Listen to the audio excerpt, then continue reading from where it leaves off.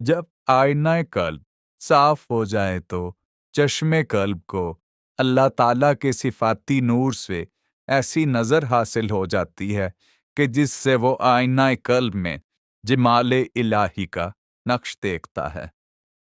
अक्सर मर्तबा नबूवत बकरियां चराने वालों को मिला और मर्तबा विलायत उलामों और फ़कीरों को अता किया गया है।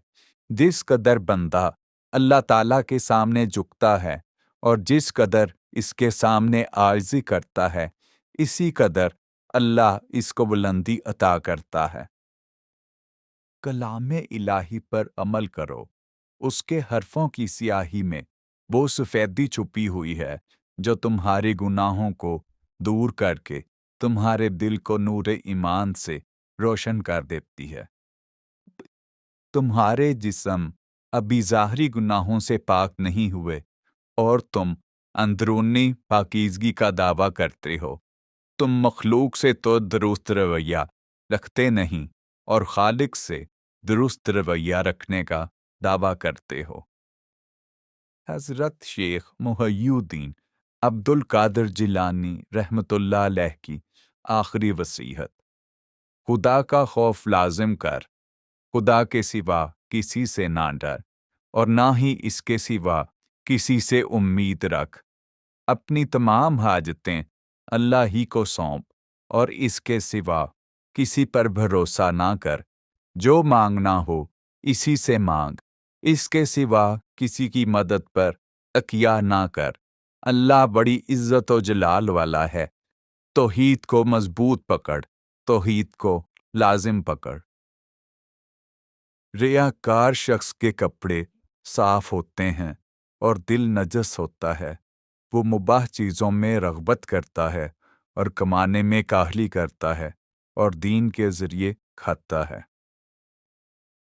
जब अल्लाह ताला की मोहब्बत किसी शख्स के दिल में ठहर जाती है तो बंदा इससे मानूस हो जाता है और हर इस चीज़ को दुश्मन समझने लगता है जो इसको अल्लाह ताला के उन्स से गाफिल कर दे। फरिश्ते तुम्हारे ज़ाहिर की निगरानी करते हैं और अल्लाह ताला तुम्हारे बातन की निगरानी करता है। अच्छे लोग भैंस की मानिंद हैं जो सूखी घास खाकर भी कीमती दूध देती है, जबकि बुरे लोग सांप की तरह हैं जो मीठा दूध पीकर भी डस लेते हैं। एक आशिक को लाखों जन्नतें भी मिल जाएं तब भी इसके दिल को करार नहीं आता मगर जब तक वो अपने महबूब को देख न ले। दुनिया जेब में रखने की चीज है, दुनिया हाथ में रखने की चीज है, लेकिन दिल में रखने की चीज हरगिज नहीं। जब तक तेरा गुरूर और गुस्सा बाकी है, अपने आप को नेक लोगों में शुमार ना कर। अल्लाह ताला और रसूल करीम सल्लल्लाहु अलैहि वसल्लम के नज़दीक सही उल नस्ल सिर्फ अहले तकवा हैं। दौलत को हाथ के कब्जे में रखो, इसे दिल पर कब्जा ना करने दो। तुम हर तरह इसको जानने की कोशिश करो जिसकी तुम इबादत करते हो, इससे पहले कि तुम्हें मौत आ जाए। अपनी मुसीबतों को छुपाओ, अल्लाह का कुर्ब हासिल होगा।